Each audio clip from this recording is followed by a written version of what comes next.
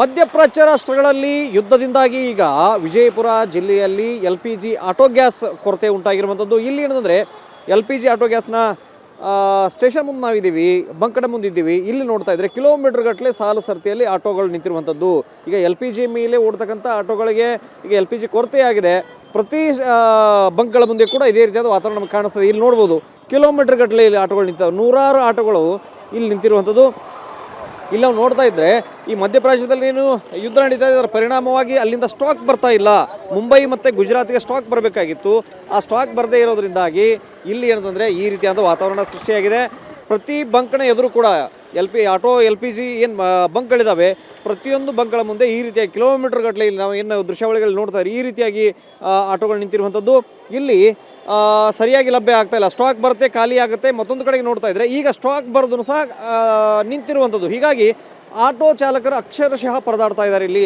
ಯಾಕಂದರೆ ಕೆಲವರು ಬಾಡಿಗೆ ಆಟೋಗಳನ್ನ ಹೊಡೆಯುವಂಥವ್ರು ಈ LPGಯನ್ನು ಬಳಸ್ತಾರೆ, ಏನು LPGಯನ್ನು ಬಳಸ್ತಾರೆ, ಅದರ ಸಾಲ ಸೋಲ ಮಾಡ್ಕೊಂಡಿದ್ದಾರೆ. ಆ ಸಾಲವನ್ನು ತೀರಿಸಬೇಕು, ಕಂತುಗಳನ್ನು ಕಟ್ಟಬೇಕು.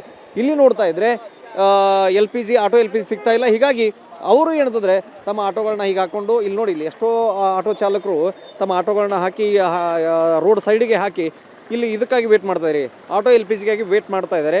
ಇಲ್ಲಿ ನೋಡ್ತಾ ಇದ್ದಾರೆ ಈ ರೀತಿಯಾದ ಗಂಭೀರವಾದ ಪರಿಸ್ಥಿತಿ ವಿಜಯಪುರದಲ್ಲಿ ಉಂಟಾಗಿರುವಂಥದ್ದು. ಹೇಗೆ ಮಾಡೋಣಪ್ಪ ಆಟೋ LPGಗೆ ಅಂತಕ್ಕಂಥ ಪರಿಸ್ಥಿತಿಗೆ ನಿರ್ಮಾಣ ಆಗಿದೆ. ಸರ್, ಹೆಂಗಿದೆ ಪರಿಸ್ಥಿತಿ? ಭಾಳ ಡೇಂಜರಸ್ ಸರ್. ಮುಂಜಾನೆ 6 ಗಂಟೆಗೆ ಬಂದೆವು, ಈ ಟೈಮಿಗೆ ಹೊರಗೆ ಬೀಳಾಯ್ತು. ಎಷ್ಟು ಕಿಲೋಮೀಟರ್ವರೆಗೆ ನಿಂತವಲ್ಲ? ಈಗ ಭಾಳ 2 ಕಿಲೋಮೀಟರ್ ಹೋಗ್ಯಾವ ಸರ್. 2 ಕಿಲೋಮೀಟರ್ವರೆಗೆ ನಿಂತವ್ರಿ. ನೋಡಿ ಸುಡುಗಾಡೋದು ಏನು ಬೈಪಾಸ್ ಐತ್ರಿ, ಅಲ್ಲಿ ತನಕ ಹೋಗಿ ಸರ್. ನಾವು ಸಿಗ್ತಿಲ್ಲ, ನಮಗೆ ಕಣ ಇದೀಗ ಬರ್ತದೆ ರೀ. ಇದು ಸರ್ಕಾರಕ್ಕೆ ಸ್ವಲ್ಪ ದಯವಿಟ್ಟು ನಾವು ಕೈ ಜೋಡಿಸ್ತೀವಿ. ಏನು ಸ್ಟಾಕ್ ಬರ್ದಿಲ್ಲ ಅಂದ್ರೆ ಏನು ಮ್ಯಾಲಿಂದ ಅದು ಏನು ಜಂಗ್ ನಡೆದೈತೆ ರೀ ಸರ್, ಯುದ್ಧ ನಡೆದೈತಲ್ರಿ. ಆ ಯುದ್ಧ ಸಂಬಂಧ ಇಲ್ಲಿ ಎಲ್ಲ ಮಾಲ್ ಬಂದಾಗೈತೆ ಹೇಳತ್ತಾರೆ. ಗ್ಯಾಸ್ ಬರ್ಲಾಗ್ತಿಲ್ಲ, ನಾವು ಹೆಚ್ಚಿಗೆ ರೊಕ್ಕ ಕೊಟ್ಟು ತರಿಸಲಾಗ್ತೀವಿ ಅಂತ ಹೇಳತ್ತಾರೆ ಇವರು. ಈಗ ಏನಾದ್ರೂ ನಾವು ಹಾಕೊಂಡು ದುಡಿಬೇಕು. 400-500 ರೂಪಾಯಿ ದುಡಿತೀವಿ ನಾವು ಸರ್. ಮುಂಜಾನೆ 300 ರೂಪಾಯಿ ಪೆಟ್ರೋಲ್ ಹಾಕೊಂಡೀನಿ, 100 ರೂಪಾಯಿ ದುಡಿದೀನಿ ರೀ. ಪೆಟ್ರೋಲ್ ಎರೇಜ್ ಕೊಡೋದಿಲ್ಲ ಗಾಡಿ. ಸಿಗ್ಲಾರ್ಗೆ 300 ರೂಪಾಯಿ ಪೆಟ್ರೋಲ್ ಹಾಕೊಂಡ್ಬಂದಿನಿ, ಇಲ್ಲಿ ಕಲಾಸ್ ಆಗೈತೆ ರೀ ಗಾಡಿ. 100 ರೂಪಾಯಿ ದುಡಿದೀನಿ, ಬರೀ ದುಡಿದಿರಿ.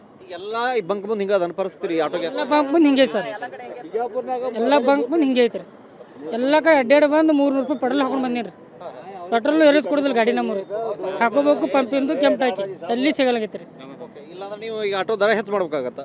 ದರ ಅಲ್ಲ ಸರ್, 10 ರೂಪಾಯಿನ ಕೊಡೋಕೆ ಇದು ಮಾಡ್ತಾರೆ ಸರ್. ಎಲ್ಲಿ ಕೂಡ ಯಾರು ಕೊಡಂಗಿಲ್ಲ. ಪೂರಾ ದಂಡಿ ತನ್ನೋದ್ರೆ 20 ರೂಪಾಯಿ ಕೊಡ್ತಾರೆ. ಅದೆಲ್ಲ 55 ಇದ್ದಾರೆ ಸರ್. ಈಗ ನೋಡ್ರಿ ಎಲ್ಲ ಪೈದೆ ಒಳಗೆ ಹೊಸ್ಲಾಗತ್ತಾರ ಅವರು. 80 ರೂಪಾಯಿ, 90 ರೂಪಾಯಿ, 100 ರೂಪಾಯಿ ಮಾಡ್ಲಾಗತ್ತಾರ. ಏನು ದುಡಿಬೇಕು, ಏನು ತಿನ್ಬೇಕು ಹೇಳ್ರಿ? ಅವ್ರದ್ದೇ ಮರ್ಜಿ ನಡೆದಾರ ಎಲ್ಲರೂ. ಅವರು ಬಂದು ಮಾಡ್ತಾರೆ ಎಲ್ಲರೂ. ಒಂದು ಇದು ಹೇಳ್ರಿ, ಕೂಡಿ ಹೇಳ್ರಿ, ಅದಕ್ಕೆ ಫೈದೆ ಎಬ್ಬಿಸ್ಲಾಗತ್ತಾರ. ಎಸ್, ನಾವು ಕೂಡ ಇಲ್ಲಿ ಕೇಳ್ತಾ ಇದ್ದೀವಿ. ಆಟೋ LPGಯ ಕೊರತೆಯಿಂದಾಗಿ ಈ ರೀತಿಯಾದ ಪರಿಸ್ಥಿತಿ ವಿಜಯಪುರದಲ್ಲಿ ನಿರ್ಮಾಣ ಆಗಿದೆ. ಪೆಟ್ರೋಲ್ 300 ರೂಪಾಯಿ ಪೆಟ್ರೋಲ್ ಹಾಕೊಂಡು ಗಾಡಿ ಹೊಡೆದ್ರೆ, ಆಟೋ ಹೊಡೆದ್ರೆ ಸಿಗೋದು 100 ರೂಪಾಯಿ. ಇಲ್ಲಿ 200 ರೂಪಾಯಿ ಕೈಲಿಂದ ಹಾಕಬೇಕು. ಆ ರೀತಿ ಪರಿಸ್ಥಿತಿ ನಿರ್ಮಾಣ ಆಗಿದೆ. ಆದಷ್ಟು ಬೇಗ ಈ ವಿಚಾರ ತಿಳಿಯಾಗಲಿ ಅಂತಕ್ಕಂಥ ಒಂದು ಬೇಡಿಕೆಯನ್ನು ಅವ್ರು ಇಡ್ತಾ ಇದ್ದಾರೆ. ವಿಜಯಪುರ ಅಪ್ಪು ಜೊತೆಗೆ ಷಡಕ್ಷರಿ ಸ್ವರ್ಣ ನ್ಯೂಸ್.